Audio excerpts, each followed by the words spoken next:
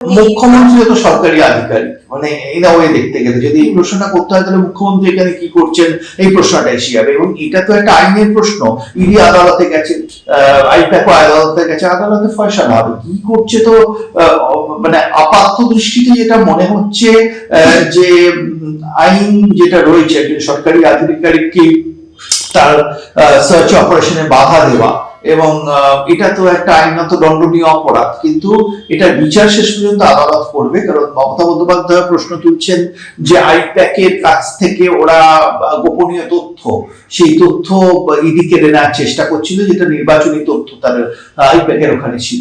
তো এই প্রশ্নগুলোর মীমাংসা তো আদালতেই হবে, কিন্তু আপাত দৃষ্টিতে দেখে মনে হচ্ছে যেটা করেছেন সেটা অপরাধ, এবং সেটা ক্ষেত্রে ইডি কেন তাকে গ্রেফতার করলো না কালকে, এই প্রশ্নটা উঠে যাচ্ছে।